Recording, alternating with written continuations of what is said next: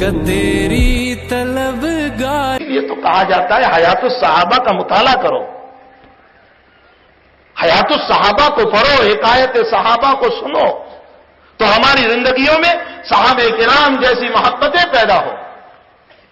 ایک ایک صحابی کا واقعہ لے لیجئے، اپنے نبی کے کیسے شیدائی اور کیسے محبت کرنے والے اور کیسے دل دادا تھے کہ نبی اکرم صلی اللہ تعالی علیہ وسلم نے جس مقام پر بھیج دیا.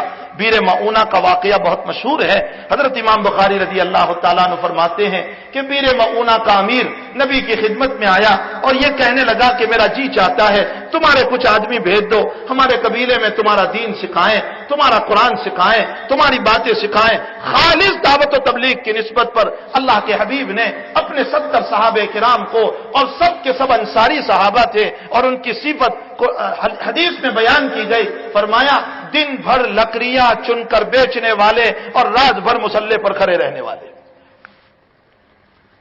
کانوا یحتطبون، جو لکڑیاں چن کر بیچا کرتے تھے اور رات بھر مسلح پر کھڑے تھے. اللہ کے حبیب نے فرمایا جاؤ میری یہ جماعت تمہیں دین سکھانے آ رہی ہے. وہاں پہنچے ہیں، جس امیر نے دعوت دی تھی اس امیر کا بھتیجا دشمنی پر اتر آیا. اس جماعت کے امیر تھے حضرت حرام ابن ملحان رضی اللہ تعالیٰ عنہ. اس جماعت کے امیر تھے. 70 صحابہ کی یہ جماعت خالص دین کو سکھانے کے لیے پہنچی ہے وہاں. اس قبیلے کے امیر کا بھتیجا غصے میں آ گیا.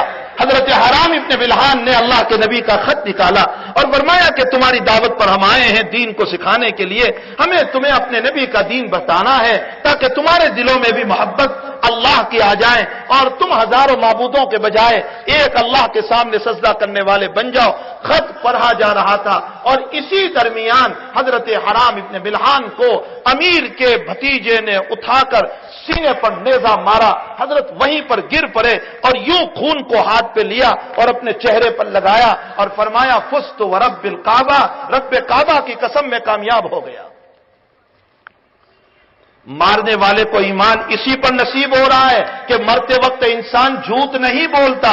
یہ مرتے مرتے جب یوں کہہ رہا ہے کہ میں کامیاب ہو گیا، معلوم ہوتا ہے محمد کے دین میں کامیابی ہے.